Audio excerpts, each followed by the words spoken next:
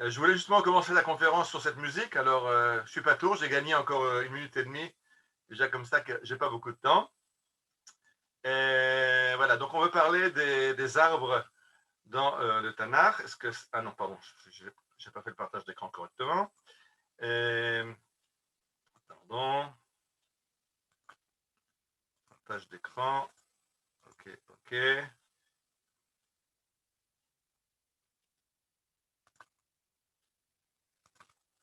Bien.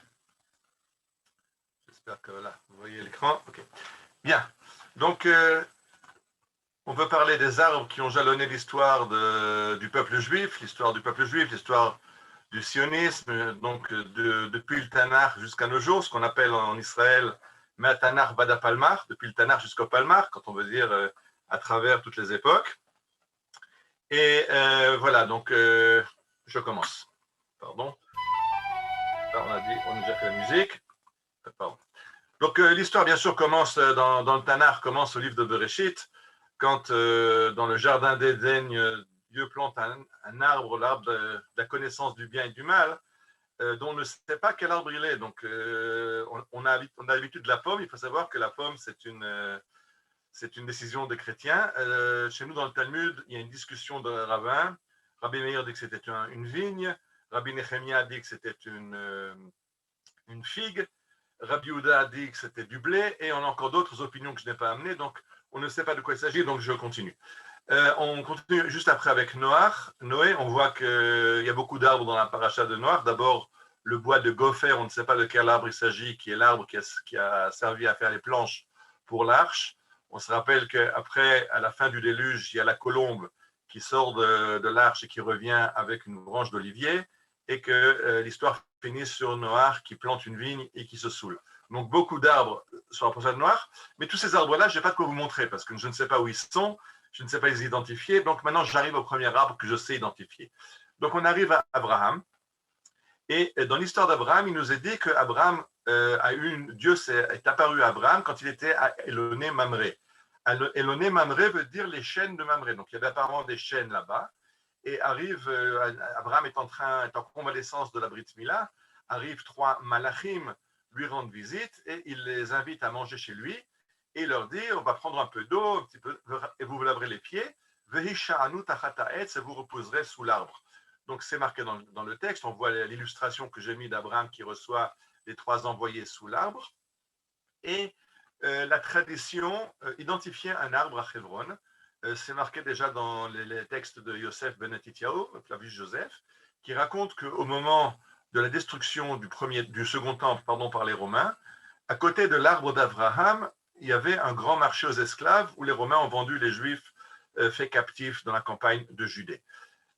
On a des témoignages de pèlerins chrétiens qui sont venus voir ce chêne d'Abraham, et après, pendant plusieurs siècles, on n'en parle plus. Alors on ne sait pas ce qui s'est passé, peut-être qu'il s'est desséché, peut-être qu'il a été arraché. En tout cas, on retrouve un autre chêne qui a été récupéré et qui ne se trouve pas exactement à Eloné Mamré, parce qu'Eloné Mamré, on le connaît, il y a là-bas beaucoup de vestiges historiques archéologiques de Hérode, donc c'est un endroit qu'on a identifié, mais à 1 kilomètre et plus de là-bas, on a un autre arbre qui a été sanctifié, lui, plus tard. Les visiteurs juifs en parlent, de ce Alon d'Abraham, et vous voyez sa photo à droite. Alors vous voyez c'est une photo du début du XXe siècle, il est déjà en assez piteux état. Si vous voyez à gauche la photo, vous voyez les élèves de la Yeshiva de Hebron qui sont à côté de cet arbre d'Abraham. Ils ne sont bien sûr pas à côté de l'arbre, juste à côté, puisque à la fin du 19e siècle, le terrain est racheté par l'église Provoslave, qui en fait un monastère. Donc pour aller voir cet arbre, il faut rentrer dans l'église. Donc les élèves de la Yeshiva sont dehors, mais c'était l'arbre qui remplace le chêne d'origine à Eloné Mamré, le chêne d'Abraham. À l'époque jordanienne, il était en piteux état, et les Jordaniens ont construit toutes sortes de renforcements en fer, je n'ai pas mis la photo, pour le faire tenir. Aujourd'hui, il est sec, mais il y a un rejeton qui sort juste à côté. Abraham est connu pour un deuxième arbre, puisque quand il revient de la Hakeda, quand il revient de la ligature au mont Moria, le texte nous dit Vaïta Eshel Biver Shava, Vaikracham Shem Adonai El Olam. Abraham a planté un Eshel à Beersheva, et là-bas, il a fait connaître le nom de Dieu. Alors, un Eshel, on le connaît, c'est un arbre du désert, donc il est très adapté à Beersheva, Et à Beersheba, dans les années 40, on a construit une ferme expérimentale pour voir les cultures qu'on peut faire dans le désert du Negev. Et on a planté des arbres échelles, des achalim en hébreu, et la ferme elle-même a pris le nom de Beth Eshel. Beth Eshel est un de ces a été détruite pendant la guerre d'indépendance. Ça n'a pas été repeuplé. Par contre, on l'a restauré il y a quelques années. Vous voyez à gauche, à droite en bas, vous avez la photo de Beth Eshel dans les années 40. À gauche, vous avez Beth Eshel reconstruite aujourd'hui avec les arbres, les Hachalim. Et encore en hébreu, si vous savez, ceux qui travaillent pour une organisation gouvernementale ou un boss qui vous rembourse vos frais de déplacement, etc., on appelle ça en hébreu Eshel. Eshel, ce sont les initiales de Achila, Shtia, Lina, manger, boire et dormir. Ce n'est pas les patrons qui ont inventé ça au XXe siècle, c'est déjà le Midrash qui nous dit que pourquoi la Torah nous dit, pourquoi c'est important que la Torah nous raconte qu'Abraham a planté un échelle, parce qu'en fait, Abraham proposait le gîte et le couvert aux voyageurs, et alors il leur disait à la fin, quand les voyageurs voulaient le remercier ou payer le prix, il leur disait, mais non, remerciez celui qui vous a donné à manger, et c'est ça que le verset nous dit, Vayikra Sham Hashem Hashem El Olam, il a proclamé le nom de Dieu, c'était en proposant aux passagers, aux voyageurs qu'il invitait à remercier Dieu. Le prochain arbre que je peux vous montrer, c'est l'arbre de Jacob.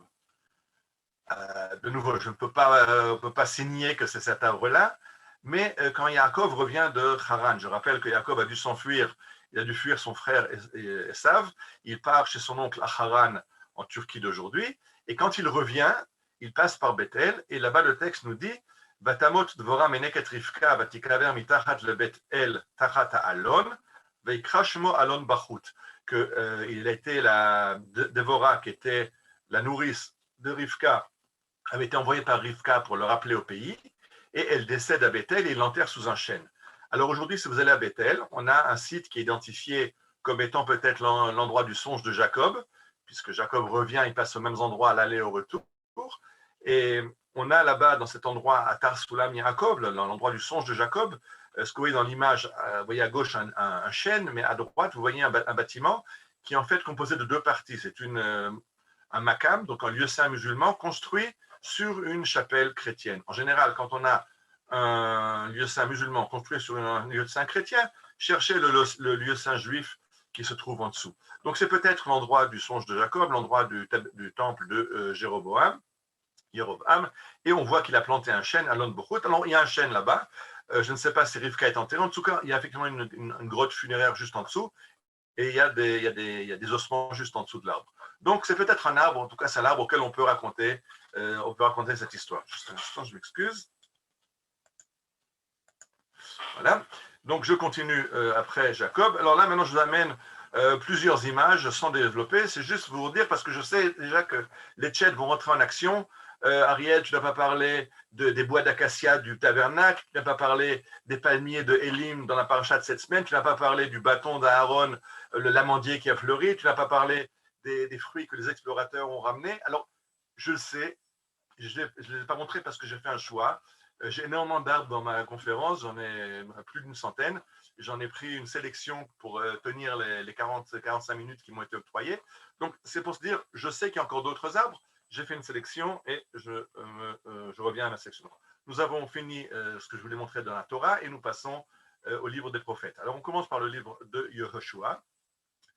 Yehoshua distribue les territoires dans les différentes tribus et les enfants de Yosef se plaignent que leur territoire, c'est une forêt vierge. Regardez à droite en bas les montagnes d'Ephraïm, photographie aujourd'hui. Vous voyez qu'on est très très loin de la forêt vierge.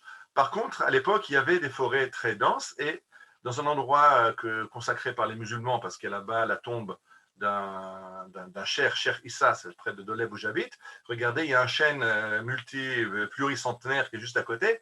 En général, là où il y avait des lieux saints des musulmans, ils n'ont pas touché aux arbres. Donc, on a vu à Bethel, il y avait le Makam, c'est le lieu saint musulman, il y avait l'arbre à côté qui est resté. Là aussi, à Cher Issa, il nous reste un peu un chêne qui nous rappelle ces forêts de chêne que nos ancêtres ont rencontrées quand ils sont venus en Eretz Israël. L'arbre suivant, je ne peux pas vous le montrer, c'est l'arbre de Dévora. Dévora, la prophétesse, le texte nous dit « Ou Dvora Isha Nevia Yoshvet Tachat Tomer Dvora, elle était assise sous un palmier. Alors ce palmier, on ne sait pas où il est, on sait une chose, qu'elle était assise Ben Harama ou Ben Bethel Behar Ephraim, elle était assise, elle était installée près de Bethel dans la montagne d'Ephraim. Si vous regardez la photo que je vous montrais, vous voyez ce petit bosquet sur la colline, et derrière, vous voyez un minaret et un village. Ce village s'appelle Bitilou. Bitilou garde le nom de Bethel. Attention, ne confondez pas avec le Bethel que vous connaissez. Le Bethel que tout le monde connaît, c'est le Bethel de Binyamin. Mais il y a un Bethel de Binyamin et il y a un Bethel de Ephraim. Le texte est très clair que Devorah était assise dans le Bethel d'Ephraim. Alors on a Bitilou, le Bethel d'Ephraim, et là-bas on trouve cet endroit qui est supposé être l'endroit de Devorah. Il y a plusieurs raisons, mais ça c'est pour une autre conférence. Machal Yotam. Shaoul qui était assis sous un grenadier à Migron. Alors regardez-vous les photos de Migron aujourd'hui. Il n'y a pas énormément d'arbres et pas non plus de grenades, mais ça nous rappelle un paysage qui a disparu aujourd'hui. Le prochain arbre où j'arrive ne se trouve pas en Eretz Israël à l'ouest du Jourdain, mais en Eretz Israël de l'est du Jourdain. Vous savez qu'il y avait 2 tribus ennemies installées à l'est du Jourdain, dans ce qui est aujourd'hui le royaume hachémite de Jordanie. Et le texte nous raconte que David avait un fils rebelle, Avshalom. Et quand l'armée de David fait la guerre à l'armée de Avshalom, Avshalom, qui avait une très belle chevelure et très longue, est passé sous un arbre, un térébinthe, et sa chevelure est restée accrochée dans l'arbre. Alors sa monture a continué, lui est resté accroché dans l'arbre, on l'a signalé à Yoav, le chef de l'armée de David, qui a pris 3 lances et en a percé Avshalom. Vous voyez dans l'arbre, vous voyez Avshalom percé de 2 lances, vous voyez la 3e qui est dans les mains de Yoav qui va la jeter. Donc là est là le térébinthe où est mort Avshalom. Je ne peux pas vous le montrer. De nouveau, on ne sait pas où il est, ça se trouve à l'est du Jourdain. Par contre, ce que je montre à gauche, c'est une Ela, un térébinthe, le plus grand d'Israël, qui se trouve dans le Nahal Kedesh, donc en Haute-Galilée, près de Kriyat Shmona. Et cet arbre est un arbre très ancien. Il est cité, apparemment, on ne sait pas, il y a une massorette qui dit que c'est l'arbre qui est cité dans le livre des Maccabim comme étant l'arbre planté par Jonathan, un des chefs de la révolte, le frère de Yehuda Maccabi, qui, après avoir gagné des batailles dans le nord d'Israël, a planté un térébinthe. Donc, est-ce que c'est ce térébinthe-là? Je ne sais pas. C'est ce que disent certaines traditions de la région là-bas. En tout cas, c'est un térébinthe absolument magnifique dans la taille par sa taille. Il est absolument extraordinaire.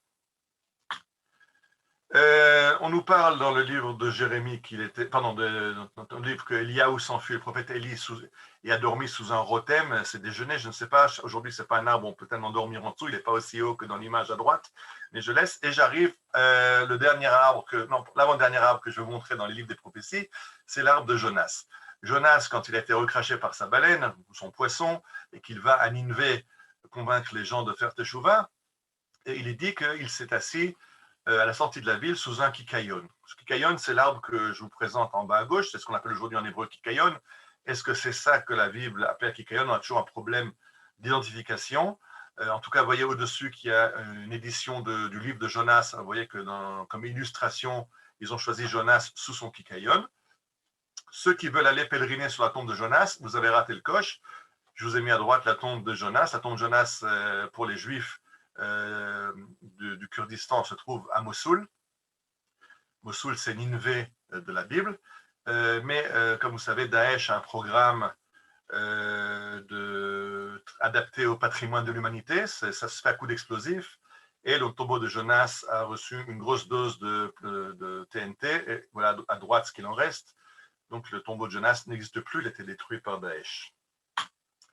Et j'arrive donc au dernier arbre que je voulais montrer de la Bible. Donc j'ai un peu de mal à trouver des photos parce que c'est quand même, il y a 2500 ans, les photographes n'étaient pas encore tellement en action, mais vous connaissez cette image que vous avez à gauche, c'est le symbole de l'État d'Israël. Vous voyez une menorah en or avec 2 branches d'olivier à droite et à gauche. La menorah, vous la connaissez, c'est une copie de la menorah de l'arc de triomphe de Titus, donc la menorah amenée du temple de Jérusalem. Et pourquoi on a mis ces 2 branches d'olivier à gauche et à droite? À cause d'une prophétie dans Zacharia, le prophète Zacharie, qui est un des 3 prophètes qui ont accompagné le retour d'Israël, Shivat Sion, quand on rentre de l'exil de Babylonie, que les Perses nous permettent de rentrer, qu'on arrive en Israël. Alors Zacharia, dans un très beau texte qu'on lit comme Haftara à Hanouka, nous raconte qu'il y a une vision d'une menorah d'or avec 2 gobelets au-dessus et 2 oliviers et l'huile coule dans les gobelets, et de là rentre dans la menorah, et la menorah est allumée. Donc, c'est ce symbole du retour qu'on a choisi pour l'État d'Israël, la menorah et les deux oliviers, comme dans la prophétie de Zacharia. On avance d'une époque, et j'arrive à l'époque des Chachamim, donc l'époque de la Mishnah.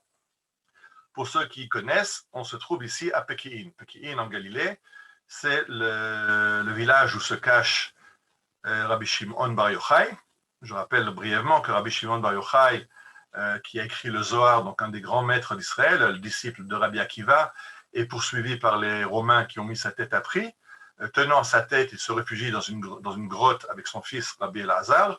Et le texte du Talmud nous dit que Dieu a fait un miracle et qu'à l'entrée de la grotte a commencé à couler une source et a grandi un caroubier. De cette façon, Rabbi Shimon et Rabbi Elazar pouvaient boire de l'eau de la source, pouvaient se laver et laver leurs habits dans l'eau de la source, et pouvaient manger les fruits du caroubier. Alors, si vous allez à Pekin aujourd'hui, vous voyez la photo, à droite, c'est l'entrée de la grotte de Rabbi Shimon Bar Yochai, à gauche, vous avez le caroubier, et un peu plus bas, la source. Je continue avec un autre arbre de nouveau de l'époque de la Mishnah, mais je n'ai pas de photo. Mais l'histoire est tellement belle que je ne pouvais pas la raconter à tout Bishvat.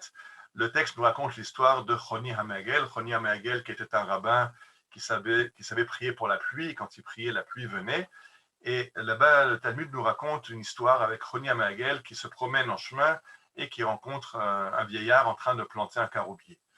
Et Choni HaMe'agel demande à cette personne combien de temps prend le caroubier pour avoir des fruits, pour porter des fruits. Et le planteur lui répond, ça prend environ 70 ans. Et Rabbi Shimon Bar Yochai lui demande, Choni HaMe'agel lui demande, mais penses-tu vivre encore 70 ans pour avoir l'occasion de manger les fruits de cet arbre? Et le planteur lui répond, ce n'est pas pour moi que je les plante pour mes enfants. De la même façon que moi j'ai trouvé des caroubiers dans le monde plantés par mes grands-parents, je plante moi pour mes enfants et mes petits-enfants. Donc c'est une très belle image, l'image de planter. Planter, ce n'est pas seulement pour soi-même, c'est planter pour les générations à venir. J'avais d'ailleurs en tête dans la première image, je ne l'ai pas lu, une citation de Janusz Korczak, on est aujourd'hui le jour anniversaire international de la Shoah. Janusz Korczak, l'éducateur à Varsovie, qui disait celui qui se préoccupe de l'année plante du blé, celui qui se préoccupe des années à venir plante des arbres. Celui qui se préoccupe des générations à venir éduque des hommes. Donc, planter un arbre, effectivement, c'est s'occuper des années à venir. Sur les tombes de Tzadikim dans Galilée, on trouve beaucoup de beaux arbres. Alors, à droite, vous avez la tombe de Rabbi Tarfon, à côté du village de Kadita, et là-bas, il y a un térébinthe. À côté de la tombe de Rabbi Khalaftar, tout près de la grande route qui va vers Tzfat, vous avez un chêne, donc on a des arbres assez importants. Mais je voulais parler d'un arbre que vous rencontrez à Tzfat. À Tzfat, parmi les multiples synagogues de la ville de Tzfat, une synagogue est dédiée à Rabbi Yosef Bana'a. Et dans la cour de cette synagogue, devant l'entrée, il est planté un figuier. Et la tradition raconte que le fils de Rabbi Yosef Bana'a avait des ouvriers qui travaillaient pour son père. Lui était chef de chantier. Et à midi, les ouvriers l'ont dit, mais on a faim, où est le repas de midi? Et le fils de Rabbi Yosef, qui n'avait rien à donner à manger, a vu que les figues n'étaient pas mûres. Et donc, il a demandé à l'arbre, s'il te plaît, fais mûrir tes fruits que je vais te donner à manger à mes ouvriers. Et il y a eu un miracle. Et directement, les figues ont mûri et il a pu donner à manger aux arbres. Parce que vous voyez, Te'ena, Te'ena, Hotzi, Perotair, Veochlu, Poaleaba, figuier, figuier, sort tes fruits que les ouvriers puissent manger. Et ça a fonctionné. Donc, il y a cet arbre miraculeux qu'on peut encore voir à Tzfat, devant le Beth Knesset Rabbi Yosef Bana'a. J'avance encore une époque. On a fini l'époque biblique, on a passé l'époque de la Mishnah. Il y a un des chants qu'on chante à la table du Shabbat, que j'aime beaucoup, Shabbat Hayom Lachem. Vous voyez en bas une des strophes, Echol Mashmanim ou Ma'adanim, il faut manger à Shabbat, il faut manger des friandises, des bonnes choses. Ou Mat'amim Arbe Minim, et des plats de toutes sortes. Et Gozé Ferer Verimonim, des noix de Ferer et des grenades. Et ça nous ramène à deux villages de Samarie. De nouveau, si on lit dans la Gemara, la Gemara nous parle, vous voyez la citation en haut à droite, je ne vais pas développer maintenant, elle nous parle de Egozé Ferer et Rimone Bedan. Alors Ferer, c'est un village qui s'appelle Fourik, Bedan, c'est un village qui s'appelle Bidan. Et là-bas, effectivement, il y a des vergers magnifiques. Et la photo que vous avez, c'est la photo des sources de Bidan. Je me rappelle encore avant les accords d'Oslo, on y allait, c'est un des plus beaux paysages d'Israël. Et là-bas, dans toutes les sources, on cueillait librement des grenades, des figues, c'était formidable. C'est tellement beau comme vue, là, c'est dur d'avoir cette vue dans la photo, mais c'est tellement magnifique que pour ceux qui connaissent, qui lisent le Shir Hashirim le vendredi soir, je rappelez que dans le Shir Hashirim, Shlomo Hameler, le roi Shlomo, qui est roi à Jérusalem, qui sait qu'il n'y a pas de plus belle ville que Jérusalem, 10 mesures, à Sarah, Kabin, Shel Yofi, Yardou, Laolam, 10 mesures de beauté sont venues dans le monde, 9 à Jérusalem. Et malgré ça, dans le Cantique des Cantiques, dans le Shir Hashirim, Shlomo Hameler nous dit Yafa Atraayati, tu es belle, ma fiancée, que Tirza. Tirza, c'est la ville qui est en haut de la photo, au-dessus du Nachal Tirza, et notre Vidan, c'est la photo là où je montre. Donc, Shlomo Hameler est conscient, c'est une des plus belles vues d'Israël, le Nachal Bidan, Nachal Tirza. Donc, ça, c'est des arbres que je vous ai racontés. Ceux qui connaissent le bateau du lac de Tibériade à Guénossar, ce bateau, il y a au musée qui présente cette barque, c'est une barque qui, il y a 2000 ans, de pêcheurs du lac de Tibériade, il y a 2000 ans, c'était conservé dans les boues, et une année où le niveau du lac était très bas, est apparu un morceau de cette barque, on l'a sorti de la boue, de la vase, et on l'a mis dans un musée, vous l'avez à gauche dans le musée, et à côté, il y a un plan du bateau, et vous voyez qu'il y a 12 sortes de bois qui ont servi à construire ce bateau, je ne vais pas rentrer dans les détails, mais on voit que nos ancêtres savaient construire, connaissaient leur bois. Il y a des bois plus durs, des bois plus légers, des bois plus poreux, et ils ont utilisé 12 sortes de bois pour construire une barque il y a 2000 ans. Et maintenant, j'arrive plus près de nous à l'époque moderne, pas encore l'époque du sionisme, mais presque. Et donc là, on commence à voir des photos des arbres dont je vais vous parler. Les premiers arbres dont je vais vous parler sont des arbres, ce sont des noyers. Vous voyez 3 noyers devant vous dans la photo. Ils sont sur le mont Méron, donc au-dessus de la montagne qui domine Tzfat, mont Méron. Et ils ont été plantés en 1838. Donc 1838, on est encore 50 ans avant Herzl, avant l'histoire du sionisme, mais on est après l'époque où le Gaon de Vilna, le maître de Vilna, le génie de Vilna, a envoyé ses élèves faire de l'agriculture en Terre Sainte, et juste avant, les chassidim aussi, Rabbi Israël Baal Shem Tov avait envoyé ses élèves, Rabbi Menachem Mendel de Vitebsk, et un des chassidim qui arrive s'appelle Rabbi Israël Beck, qui est chassid de Rogin, et lui, il habite chassid de Rogin, il vient s'installer à Tzfat, il ouvre une imprimerie à Tzfat, mais en 1837, un tremblement de terre terrible détruit la ville de Tzfat, et Rabbi Israël, qui avait reçu des terrains du sultan, du pacha de Akko sur le mont Méron, crée un village sur le Djermak, au mont Méron, un village agricole, et aujourd'hui il y a des ruines encore de ce village, et il nous reste des noyers et des mûriers et encore d'autres arbres qui nous témoignent de ce premier village juif, agricole juif, en 1838. Donc je dis encore bien avant le début de l'épopée sioniste. À droite, c'est une photo de Jérusalem, une synagogue Tiferet Israël qui avait été construite par Rabbi Israël Beck, du nom du Rav Israël de Rogin, qui était son maître, et en bas, ce qu'il en reste aujourd'hui, après que les Jordaniens aient fait sauter la synagogue en 1948, comme toutes les autres synagogues de la vieille vie. Nous avançons dans l'histoire, et en 1888, dans l'école de Mikvé Israël, on en a parlé l'autre jour quand on parlait des Alsaciens, puisque le premier directeur de l'école agricole de Mikvé Israël était Charles Netter. L'école est fondée en 1870 et après, il fait planter des arbres décoratifs. Alors, il y a devant vous un ficus du Bengale qui est à droite. À gauche, il y a une allée de palmiers Washington qui pavent l'allée qui mène à Mikvé Israël. C'est là que Herzl va rencontrer le Kaiser, l'empereur Guillaume II d'Allemagne.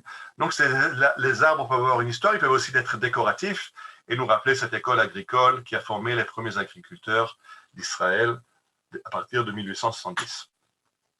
Le prochain arbre nous amène à Metula. Donc, on est tout à fait au nord, on est sur la frontière libanaise. J'aurais pu prendre d'autres arbres du même style, on en a d'autres en Israël. Cet arbre, pour ceux qui l'identifient, c'est un mûrier.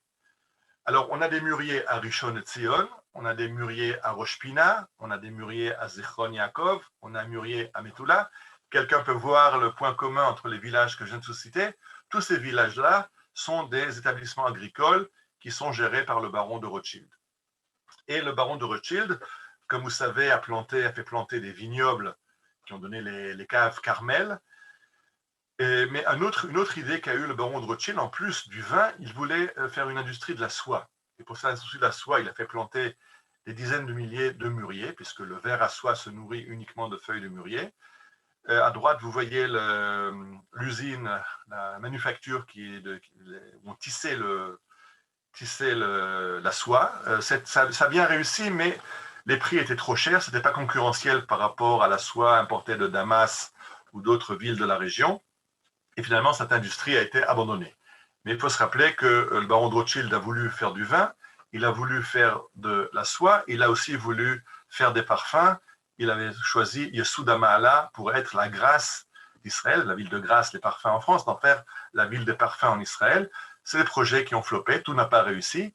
Mais ce qui nous reste en Israël témoin de cette épopée, ce sont de magnifiques mûriers. Pour ceux qui sont parmi vous de Jérusalem, je pense que vous connaissez tous le magnifique mûrier qui se trouve à Mishkenot Sha'ananim. Quand vous descendez en dessous du moulin de Montefiore, il y a un magnifique mûrier qui est de cette époque-là, quand on a amené les mûriers pour faire une industrie de la soie. L'arbre suivant, nous restons toujours à l'époque des Moshavot, donc des colonies agricoles de la première aliyah sioniste, et nous sommes maintenant à Hadera. Et Hadera, en arabe, El Hader veut dire le vert. La ville s'appelle la verte. Pourquoi elle est verte? Elle est verte à cause des marécages qui infestent la région. Et ce qui se passe, c'est qu'on plante des milliers d'eucalyptus pour essayer d'assécher les marécages. L'eucalyptus ne va pas servir, ça ne va pas fonctionner. Ce n'est pas comme ça qu'on assèche un marécage. Il y a un marécage quand l'eau ne s'écoule pas vers la mer parce que par manque d'entretien, les canaux sont bloqués. Il a fallu débloquer les canaux et alors l'eau est partie vers la mer et les marécages se sont asséchés. Par contre, l'eucalyptus assainit l'air. Donc, on a gardé beaucoup d'eucalyptus en Israël. À droite, vous voyez l'eucalyptus à côté de l'école de Hadera, qui existe jusqu'aujourd'hui. Et à notre gauche, des eucalyptus très connus, les eucalyptus au bord du Jourdain, à côté de Kinneret. Et il y a une chanson magnifique, Khourshat Eucalyptus, on va écouter quelques notes.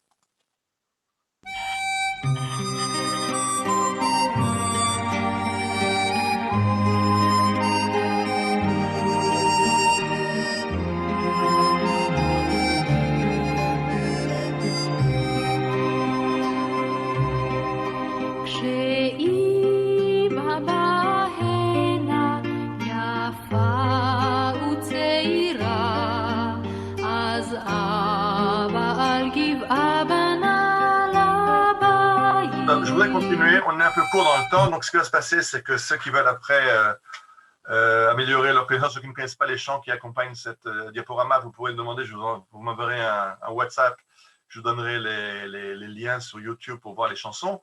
Donc ces chansons s'appellent Khourshat Eucalyptus et elles parlent de ce bosquet d'eucalyptus au bord du Jourdain. Le prochain arbre, lui, date de 1898, c'est quand Herzl arrive en Israël. J'ai dit qu'il est venu à Mikvé Israël. Il est venu en fait en Israël pour rencontrer le Kaiser. Il veut rencontrer l'empereur Guillaume d'Allemagne pour lui demander une charte sur Eretz Israël. Et après cette visite qui est un petit peu un flop, à Motza, donc en dessous de Jérusalem, quand vous allez sur la route vers Tel Aviv, vous passez à côté de Motza. Et là-bas, il a planté ce qu'on appelait Erez Herzl, le cèdre de Herzl. Aujourd'hui, on sait que ce n'est pas un cèdre, en fait, c'était un broche, c'était un cyprès. Mais pendant toute l'histoire du sionisme, on allait se recueillir sur ce broche, ce cyprès que Herzl a planté. 50 ans plus tard, donc 50 ans après 1898, on est en 1948, donc on est encore avant l'État d'Israël, mais on est après la déclaration de l'ONU, le plan de partage de l'ONU, donc la guerre d'indépendance est déjà entamée. Et à Tou Bishvat, on plante des arbres. Et le mouvement sioniste dit Adgania, le premier kibbutz, en l'honneur du cinquantenaire de l'arbre de Herzl, planter un arbre qu'on va appeler l'arbre de la Medina, Etz Hamdina, l'arbre de l'État, puisque maintenant, 50 ans après le Herzl, on a un État. Je rappelle que Herzl avait dit dans son livre, à Bâle, j'ai créé l'État juif, si je l'annonce aujourd'hui, je serai accueilli par un éclat de rire général, mais dans 5 ans peut-être, dans 50 ans certainement, ce sera une réalité. Alors il a même prévu exactement le temps que ça prendrait. Ça a pris 50 ans pour avoir un état. Et donc, à l'occasion du cinquantenaire, on a planté cet arbre, ce broche Adgania. Malheureusement, ces deux arbres, le broche de Herzl et le broche de Dgania, ont eu tous les deux un sort un peu compliqué. Celui de Herzl a été déraciné avec le temps. Et à droite, en haut à droite, vous voyez le broche Amdina, qui lui aussi a été déraciné par la tempête en 2018. Ce qui se rappelle la tempête terrible qu'on a eue en 2018. Beaucoup d'arbres se sont cassés, ont été emportés par le vent. Le broche de Dgania a été renversé. Vous le voyez à droite. C'est intéressant parce que dans les racines de l'arbre, puisque les racines apparaissent, on a retrouvé une bouteille, et dans la bouteille, il y avait le contenu du texte qui avait été proclamé, la déclaration « Nous plantons un arbre en l'honneur de l'État d'Israël qui va être proclamé bientôt suite au rêve de Herzl ». Donc on a retrouvé cette déclaration qui était dans les racines du chêne. J'ai un petit film, mais il n'est pas le temps de le montrer. On continue. Donc, je ne parle pas ni du vin, des moshavot, ni des oranges, ça tout le monde connaît, donc on va aller un peu plus loin. Le palmier d'Avshalom Feinberg, on en avait parlé quand on avait fait la conférence sur le palmier, le fait qu'Avshalom Feinberg avait traversé le désert pour rejoindre les lignes anglaises, pour faire passer des messages de secrets sur du renseignement militaire sur les forces turques. Et on a retrouvé sa tombe soit 50 ans plus tard, grâce au fait qu'une date qu'il avait dans la poche a germé et un palmier a poussé que les bédouins de la région appelaient le palmier du tzaddik. Là aussi, j'ai une petite chanson. La prochaine fois, quand on me donnera un peu plus de temps pour faire cette conférence, je continue. Oui, qu'on fait ça un petit peu à la course. J'arrive, on est toujours à la Première Guerre mondiale. Avshalom Feinberg, c'était la Première Guerre mondiale qu'il est allé traverser les lignes turques pour rejoindre les Anglais. Les Anglais construisent des cimetières militaires un peu partout en Israël. On a plusieurs cimetières militaires. Les Anglais ont pour coutume d'enterrer leurs morts là, dans le pays où ils sont tombés. Vous voyez sur le mont des Oliviers, ce qu'on appelle aujourd'hui Harat Sophim, le mont Scopus, mais c'est en fait la partie nord du mont des Oliviers. Disons Harat Sophim, c'est plus facile pour vous, à côté de l'hôpital Adassa. Vous voyez à droite des tombes non juives, des chrétiens avec des croix, des juifs avec des Magen David. Ils sont tous confondus dans ce cimetière militaire. Et dans ce cimetière militaire, il y a un arbre magnifique qui s'appelle en hébreu Ktalav et qui a la spécificité d'avoir un tronc rouge. Alors, c'est très adapté à ce cimetière militaire d'avoir un arbre rouge sang. D'ailleurs, le mot Ktalav, le nom de l'arbre, Katal en araméen, ça veut dire tuer. Donc, c'est un rapport avec le cimetière et c'est cet arbre que les Anglais ont planté dans le cimetière. Et c'est un arbre aujourd'hui qui est très imposant quand on visite ce cimetière. On voit ce Ktalav planté dans le cimetière. Bon. Nous retournons à Kinneret maintenant pour rencontrer plus les eucalyptus qui ont été plantés au bord du Jourdain, mais Rachel la poétesse, cette diapo, vous la connaissez, on l'avait montré dans la conférence sur les palmiers. Rachel, qui aimait tant les palmiers, là je peux pas, je suis obligé de quand même faire écouter quelques mesures de la chanson. שם על חוף הים יש דקל שפל צמרת, סתור שיער הדקל כתינוק שובר, שגלש למטה ובמי כנרת משכשך רגליו. Donc nous avons ce palmier de Rachel qui a les palmes ébouriffées comme les cheveux sur la tête d'un enfant. Malheureusement, cet arbre aussi a été déraciné par la tempête. Aujourd'hui, on l'a replanté, mais il a eu le même problème. Cette tempête a été impardonnable pour les arbres et on a eu beaucoup de dégâts. Si j'ai parlé du palmier de Rachel, la poétesse, il faut parler d'un autre arbre qui a rapport avec Rachel et qui est plus près de la plupart d'entre vous qui habitent Jérusalem. Si vous promenez dans la Rehov Enviim, Rachel y a habité. Rachel, la poétesse, était donc venue à Kinneret. De là, elle était envoyée faire des études d'agronomie à Toulouse pour revenir comme agronome par Hannah Meisel. Et la Première Guerre mondiale la surprend à Toulouse. Elle repart en Russie puisqu'elle est citoyenne russe. Là-bas, elle contacte la tuberculose et quand elle revient à Kinneret, on refuse de l'employer puisqu'elle était jardinière d'enfants et les gens ont trop peur. Une jardinière d'enfants qui a la tuberculose, c'est dangereux pour les enfants. Et donc, elle va aller de maison en maison, en sanatorium, et va être isolée et mourir seule en rêvant à Kinneret, en écrivant ses poèmes. Et un poème qu'elle écrit dans la Rehov Enviim, dans la rue où elle habite, juste en face dans la cour, il y a un poirier qui pousse Etz Agas, et elle écrit un poème. Vous voyez en haut à gauche ce poème écrit de la main de Rachel. Tout à fait à gauche, il y a l'arbre lui-même. À droite, le poème, et en dessous, le poème écrit de façon plus lisible. Mais l'histoire la plus intéressante, c'est que ce poirier de Rachel s'est desséché. Le poirier est un arbre de culture, donc il ne vit pas des siècles, ce n'est pas un eucalyptus ou un térébinthe qui peuvent vivre des siècles. Et donc ce poirier est mort, mais la personne qui a acheté l'appartement, c'est un Allemand qui s'appelle Wolfgang Braun. Et ce Wolfgang Braun était frappé par cette chanson de Rachel qu'il a accrochée au mur de sa maison, et il a replanté un poirier et annoncé qu'il attend de voir ce poirier fleurir pour pouvoir en faire de la confiture de poire. Ce que vous voyez à droite, c'est un poème écrit par un poète israélien qui s'appelle Balfour Chakak, qui raconte l'histoire de ce Wolfgang Braun qui replante le poirier de Rachel de Kinneret à Jérusalem, Rehov Hanounim. Nous allons vers Tel Aviv. À Tel Aviv, nous rencontrons ces arbres qui sont plantés le long des boulevards de Tel Aviv, qui sont des shikmim.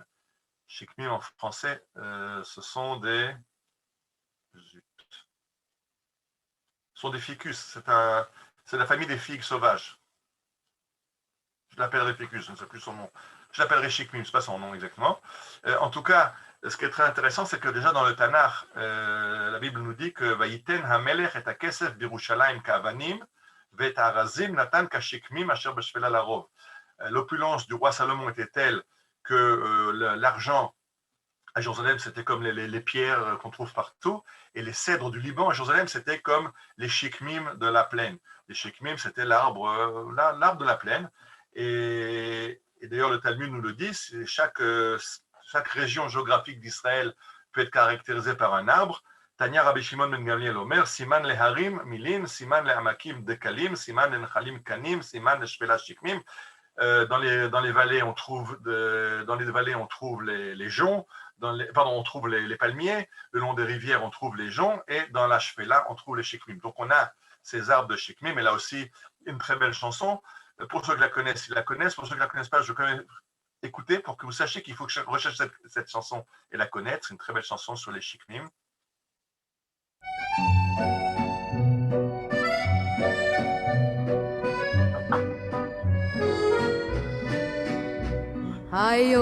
היו כאן פעם שקמים, חולות מסביב וגם נוף. העיר תל אביב של אותם הימים, הייתה בית בודד על החוף. Entendez les paroles, Hayu Shikmim, il y avait ici des Shikmim. La shikma que vous voyez devant vous, donc c'est aussi une shikma qui est très imposante, elle est pluricentenaire et elle se trouve à Natania. À Natania, près d'un endroit qui s'appelait Khaled. Khaled était le village arabe qui était avant la ville de Natania. C'est très intéressant parce que le cheikh de Khaled a annoncé qu'il voulait vendre 1400 dunams de terres agricoles et une association d'agriculteurs libérés des brigades juives de l'armée anglaise ont voulu acheter ces 1400 dunams de terrain, ça fait 140 hectares.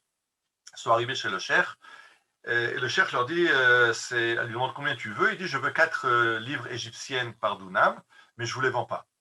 Ils ont compris, quand un vendeur vous dit je ne vends pas, c'est qu'il veut monter le prix, donc il lui propose 6 livres égyptiennes, il refuse, il en propose 8.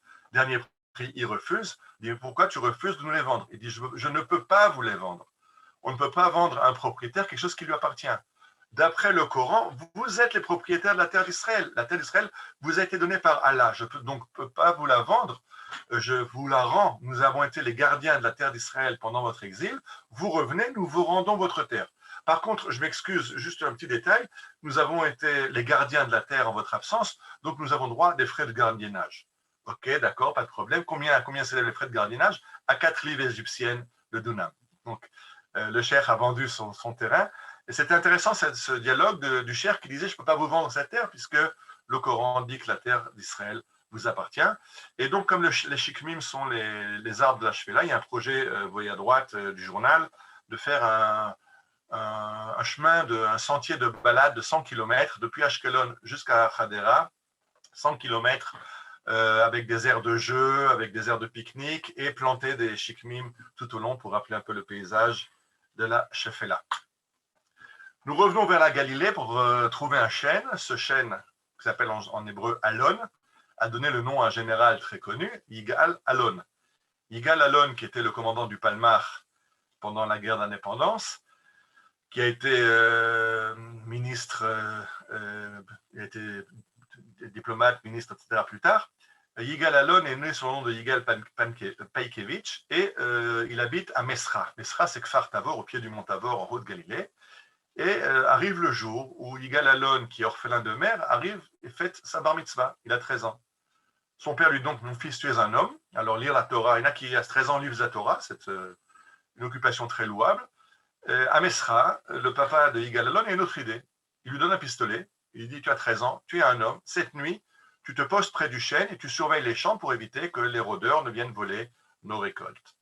Et en plein milieu de la nuit, arrivent 3 Arabes avec des ânes et des grands sacs et commencent à voler le blé qui est dans le champ. Le jeune Yigal qui a 13 ans commence à crier arrêtez, ça ne fait pas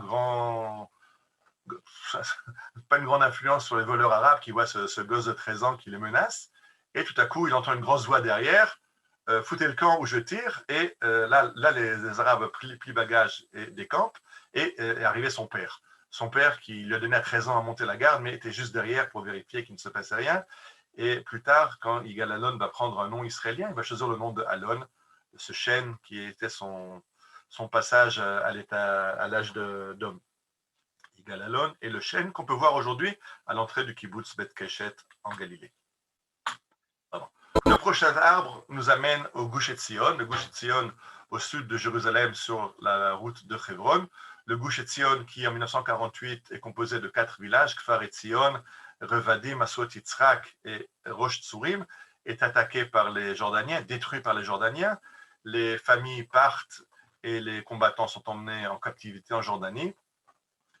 Et ce qui reste, les villages sont détruits par les Jordaniens, ce qui reste, c'est un chêne qu'on appelle Alon Aboded, le chêne solitaire. Et comme il se trouve en bordure de la pente qui descend vers la plaine, quand on est dans les montagnes de Beth Shemesh, on peut voir ce chêne. Et donc les rescapés des villages du Gush Etzion, chaque année, le jour où le Gush Etzion est tombé, c'est d'ailleurs le jour avant Yom Ha'atzmaut, c'est le 4 Iyar, le jour qui était d'ailleurs fixé pour être le jour Yom HaZikaron, le Chaletza, le jour souvenir pour les soldats tombés dans les guerres d'Israël. Ce jour-là, ils allaient voir ils voyaient de loin ce chêne, puisque le chêne était en Jordanie, et disaient un jour on reviendra. Effectivement, on est revenu en 67, on a reconstruit le Gush Etzion. Aujourd'hui, ce n'est plus 4 villages, mais c'est une quinzaine de villages. Et on a ce chêne que vous voyez à gauche, on lui a fait un terre-plein avec un amphithéâtre, avec des stèles commémoratives. Il y a d'ailleurs un chant, tout de suite je vais faire écouter quelques notes. Et ce chêne a reçu un nom. Ze'ev Vilnaï, un grand voyageur et spécialiste de la géographie et de l'histoire d'Israël, a dit, vous vous rappelez que j'ai parlé tout à l'heure de Jacob, quand Jacob revient, alors Déborah décède à Bethel et il appelle le chêne Alon Bachut, le chêne du pleur. Alors Ze'ev Vilnaï dit non, c'est fini, c'est plus le chêne du pleur, on est revenu pour revenir, c'est plus Alon Bachut, mais dans le même, ça rime avec Alon Bachut, Alon Shevut, le chêne du retour, et c'est d'ailleurs le nom du village central du Gush Etzion aujourd'hui, Alon Shevut. Il y a même une ville, Ephrat. Mais à l'époque, il n'y avait pas encore la ville d'Ephrat. Le village central, c'était Alon Shevut, le chêne du retour. Et même en Corona, on peut chanter pour ce chêne du retour. Alors écoutez une chanson Corona.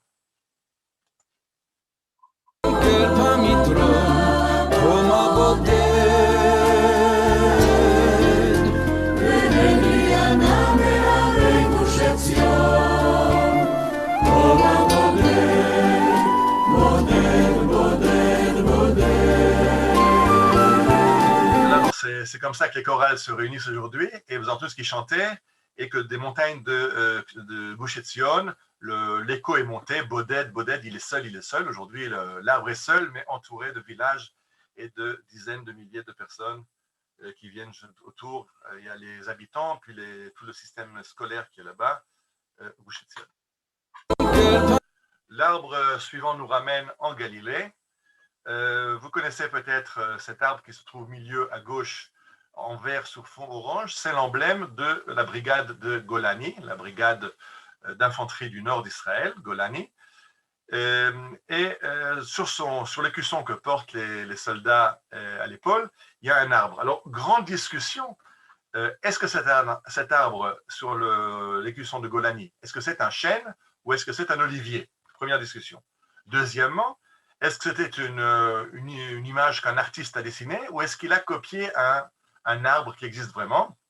Alors aujourd'hui, les gens de Yavniel, la Moshava de Yavniel dans Galilée disent ben non, ce n'est pas une discussion, c'est un chêne et il est chez nous, le voilà, et c'est dans le Nachal Yavniel, aujourd'hui à côté de l'arbre que vous montre le directeur du conseil régional de la Basse Galilée, il y a un panneau qui annonce à Etz Golani, l'arbre de Golani. La musique, pour ceux qui ne la connaissent pas, on ne va pas l'écouter en entier.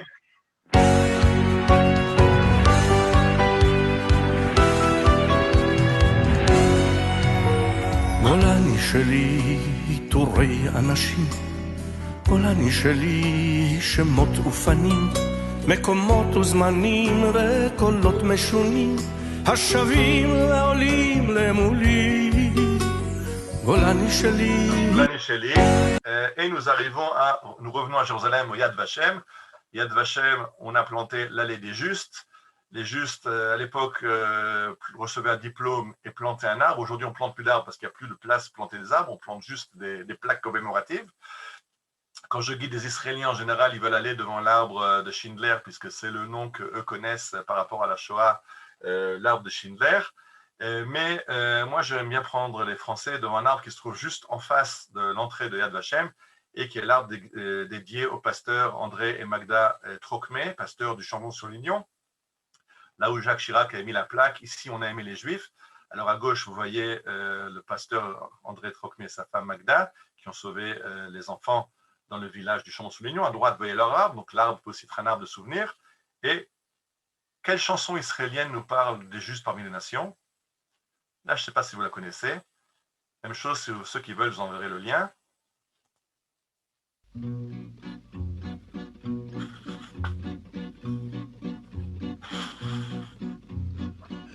Non, pardon. Ça, vous connaissez, c'était pas ça que je voulais. Pardon, c'était pas ça que je voulais mettre.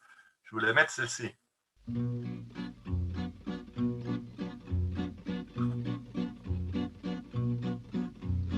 Je m'excuse, j'ai un problème.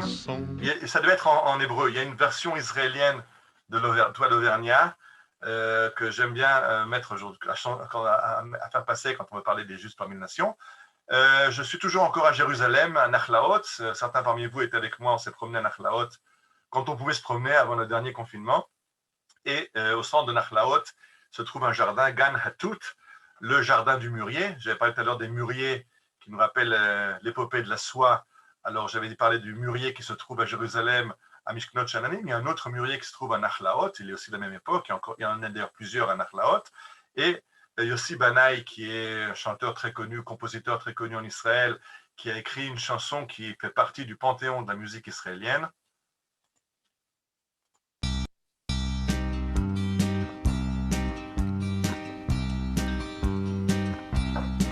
ולפעמים כשאני כך לבדי אני חוזר לסמטאות ילדותי אל נעוריי שנעלמו עם השנים לחברים שלי ההם הישנים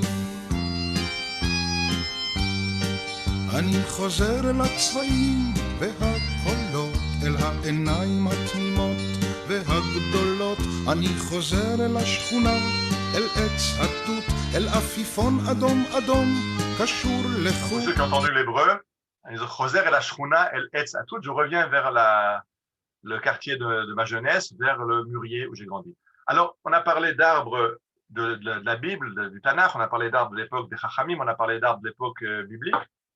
Et les arbres mythiques des contes n'existent pas, ils existent aussi.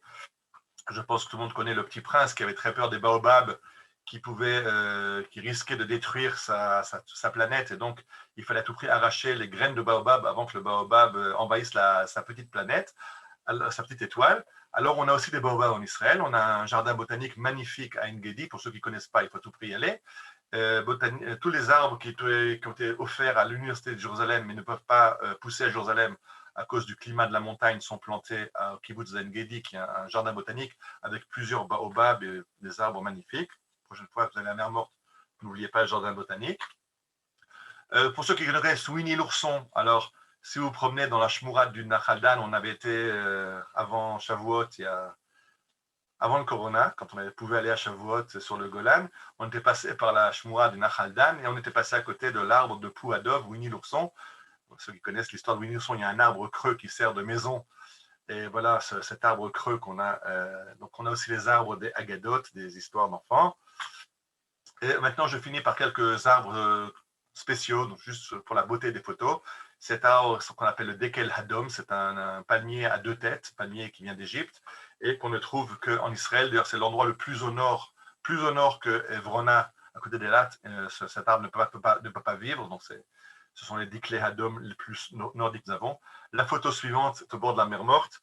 Je n'ai rien à raconter, sinon que la photo est magnifique de voir cet arbre pris dans le sel de la mer Morte. On a des arbres pluricentenaires. Alors là, c'est l'olivier le plus vieux d'Israël qui se trouve à Der Hana en Basse-Galilée. Il a 9 mètres de circonférence. On a parlé tout à l'heure du fait que l'olivier ne grandit pas en circonférence. Il ajoute des rejetons qui se joignent. C'est un arbre magnifique. On en a d'autres en Israël qui sont aussi très vieux. Mais ça, c'est apparemment le plus vieux d'Israël, à Der Hana.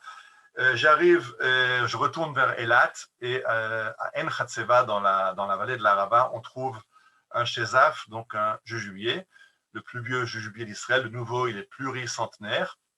Il a vu Laurence d'Arabie qui le décrit dans ses voyages. Il s'est reposé à l'ombre du jujubier de En Chosov, Hatzeva. Et ceux qui voient ton bons yeux à droite en bas, vous reconnaissez Julian Andrews dans La Mélodie du bonheur. On va écouter un instant. Il n'est qu'une bonne méthode, c'est de prendre le bon départ. Veut-on lire? Nous partons de A, B, C. Pour chanter, commençons par Do, Ré, Mi. Do, Ré, Mi. Do, Ré, Mi. Les premières notes, mes petits amis. Un instant, alors, je n'ai pas très bien compris que vient faire La Mélodie du bonheur dans la Arava à côté d'un arbre très ancien.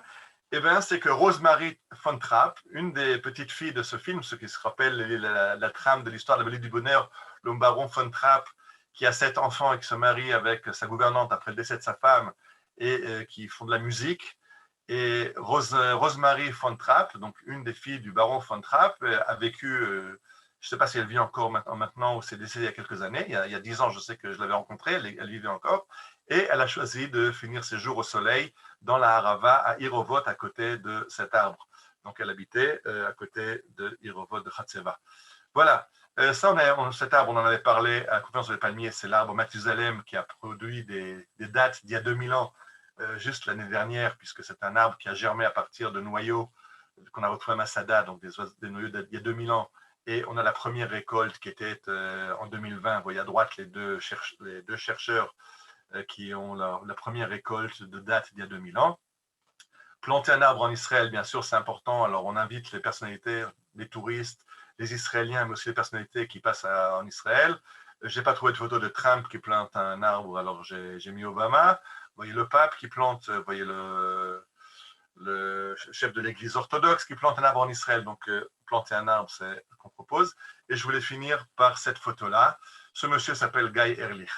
Et ce monsieur est un monsieur extraordinaire. Il habite au kibbutz Almog, à côté de la mer Morte. Et il essaye de refaire vivre un arbre qui a disparu de la mer Morte, qui est le Afarsemon, le balsamon. Alors, c'est un arbre mythique. On ne sait pas exactement de quel arbre. Lui, il pense qu'il a retrouvé, qu'il sait de quel arbre il s'agit. Il l'a retrouvé en Arabie Saoudite.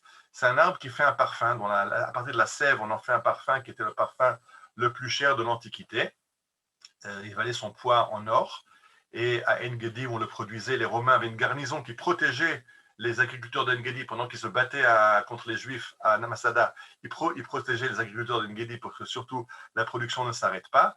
Et regardez ce que dit la Gemara. si on a un arbre comme ça, avec un parfum tellement bon, quel bracha on peut faire sur un parfum comme ça? Et la Gemara de Brachot nous dit En mevarchim atzeh b'samim ela la farsemon shel bet Rabbi va la farsemon shel bet Akessa. On ne fait la bracha boré atzeh b'samim, c'est qu'on fait la bracha boré miné b'samim. Toutes sortes de parfums sur toutes choses qui sont différentes, mais on peut faire atzeh sur les arbres. Alors, la Gemara dit en fait sur un arbre, on a fait la bracha atzeh b'samim, il n'y a qu'un seul arbre qui est digne de faire cette bracha, c'est le afarsemon, c'est le balsamon de Rabbi Yehuda Anassi ou de l'empereur, ou alors encore le hadas, la myrte aussi, on peut faire cette bracha de boré atzeh b'samim. Amar le Rav Chizal, le Rav Yitzchak, hay mashcha d'afarsemon, ma'im vachinale. J'ai compris. Si je vois un arbre d'afarsemon et que je respire l'odeur de l'arbre, je fais la bracha boré atzeh b'samim. Mais si j'ai l'huile, le parfum du afarsemon, qui est le plus bon parfum du monde, le meilleur parfum du monde, qu'est-ce que je fais comme bracha? Amar le hachi amar Rav Yehuda, boré shemen artsenu. Rav Yehuda disait, il y a une bracha, merci Dieu, créateur du monde, qui a créé l'huile, le parfum de notre pays. Et regardez la Gemara qui a un humour terrible. Amar le Rav, Bar miné de Rav Yehuda, de Chaviva le Aretz Israël. Laisse tomber Rav Yehuda. Rav Yehuda, c'est un amoureux dingue d'Eretz Israël. Mais pour des gens normaux, qui ont un amour normal à la terre d'Eretz Israël, qu'est-ce qu'eux font comme bracha? Le Koulé Almamai, Amarle, Hachi Amar Rav Yochanan, Boré, Shemen Arev. On remercie Dieu d'avoir créé cette bonne huile. C'est-à-dire que c'est un arbre qui est spécial à Israël, qui a une bracha spéciale à Israël. Je pense que à Tou Bishvat, qui est la fête des arbres d'Israël, des fruits d'Israël, alors de voir cet arbre qui a une bracha pour lui, Boré Shemen Arev, ou alors si on est amoureux fou d'Israël, on peut avec Rabbi Yehuda Anassi faire la bracha Boré Shemen Artsenu. Si on a retrouvé, Guy Erlich France avoir retrouvé ce parfum, il le vend dans sa ferme. Vous êtes invité, j'avais prévu dans une des balades aller à la Mermotte et faire un saut chez Guy Erlich pour une prochaine voyage. Bien sûr, aujourd'hui, on replante en plus des forêts, mais c'est déjà une autre histoire quand on fera un diaporama sur le KKL. Je vais rouvrir les micros. J'ai fini ici, pardon. Stop. Et on peut rouvrir les micros. Merci beaucoup Ariel pour cette conférence. Tu as dû passer des heures à parler de tellement de sortes d'arbres et de nous amener des photos et des chansons. Tu aurais pu appeler cette conférence les arbres en chanson, quoi, les arbres d'Eretz Israël en chanson. C'est vraiment. J'ai cherché un titre. Pourquoi tu arrives maintenant seulement? Il y a une question sur le chat. Est-ce qu'on peut acheter les dates qui ont été faites de Masada? Non, pour l'instant, ce n'est pas encore en quantité industrielle, en quantité commerciale. C'était pour les en hébreu, on dit Amkoravim Latzalas, c'est ceux qui sont près de l'assiette. C'est vraiment approprié comme expression. Je ne sais pas où on peut les acheter. OK. D'autres questions, chers amis, réactions? Vous pouvez ouvrir vos microphones. Moi, je voudrais demander, parce que quand on était près de Elot et qu'on a vu ce palmier, ce dattier qui a été sorti de ce noyer, on nous a dit que c'était un mâle et qu'il n'aurait jamais de date. Exactement, c'est un arbre mâle, donc on l'a appelé Metouchelach, du nom de Mathusalem, oui, le plus vieux personnage de la Bible, qui ne peut pas avoir d'enfant puisque les dattiers, il faut un arbre mâle, un arbre femelle, mais on a retrouvé dans les fouilles des grottes des soldats de Bar Korva dans le désert de Judée, des dattes qu'on a aussi fait germer, et là-bas on avait des dattes féminines. Et donc, on a un arbre qui s'appelle Chana.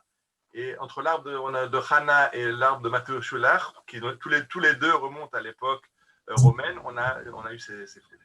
Vous avez marié Mathushulach avec Chana. Avec Chana. Et la première récolte a été en 2020. Donc, c'est vraiment cette année. Moi je souhaiterais rappeler juste modestement qu'au Ya'ar Yerushalayim, il y a le Erez planté par Ben Gurion. Exactement. J'ai de la chance là de faire cette conférence avec des gens qui sont une partie moins longtemps en Israël. J'ai fait cette conférence à des Israéliens. Alors chacun a son arbre à côté de la maison. Je peux encore jeter encore 150 arbres dans cette conférence. Rien que moi, j'habite un village qui s'appelle Dolev. Donc Dolev, ça veut dire le platane. À cause des platanes historiques qui étaient dans la rivière juste à côté, qui n'existent plus aujourd'hui, ils ont été arrachés par nos chers voisins. Mais on a aussi le ktalav, je ne sais pas comment s'appelle cet arbre au tronc rouge dont j'ai parlé tout à l'heure. Le plus vieux, le plus grand ktalav d'Israël se trouve à 1 kilomètre de chez moi. Là, par la fenêtre, non, il fait nuit, mais en regardant, je peux voir le ktalav qui se trouve juste en face. Donc, j'ai renoncé aux arbres près de chez moi aussi. Je vois quelqu'un écrit dans le chat, c'est le sycomore, exactement, c'est ça. Le nom que je cherchais, le chikma, c'est le sycomore. Voilà. Et le catalave, dit ma femme, c'est un arbusier. D'accord. Voilà. Très intéressant, merci beaucoup. Bakacha. Je voulais vous féliciter parce que c'était extrêmement intéressant. Bravo pour ce commentaire et cette idée de rallier l'histoire avec les arbres et la musique. C'est magnifique. Je veux juste rappeler, c'est juste un ersatz. Hein, je vous attends pour se promener sur le terrain et pour aller rencontrer ces arbres, se promener en Eretz Israël. Les photos, c'est bien, mais le paysage est encore plus beau. Ah bah évidemment. Toda Rabba, merci beaucoup Ariel, merci à tous. Merci. Merci. Merci.